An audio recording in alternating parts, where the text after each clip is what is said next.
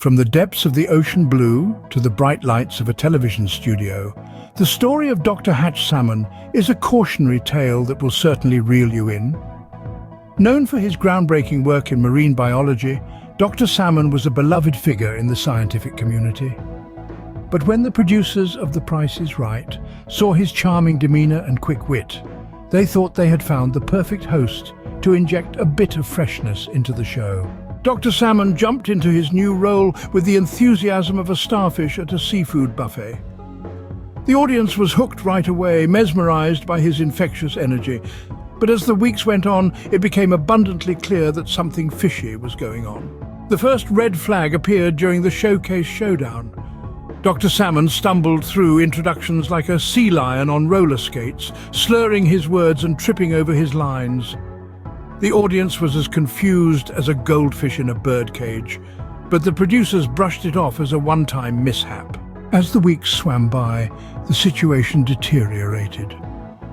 Dr. Salmon's memory seemed to be as reliable as a goldfish's, often forgetting the prizes or mixing up their introductions.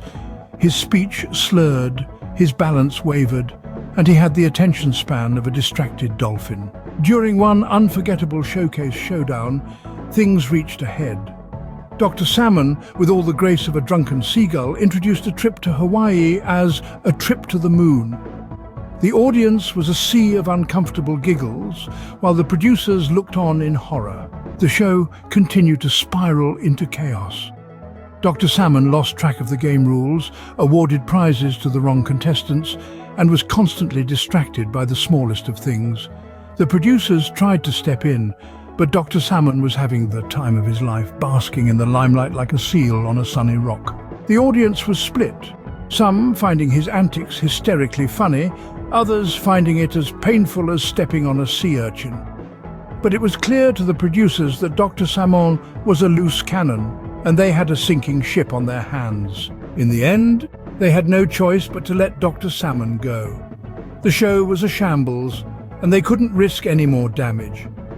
Dr. Salmon, still in high spirits, was as devastated as a shark with a toothache, not fully comprehending the gravity of the situation.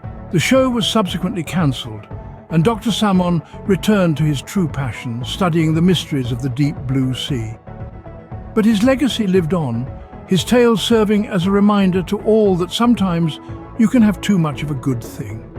From beloved marine biologist to disgraced game show host, Dr. Salmon's journey is one that will be remembered in television history for all the wrong reasons.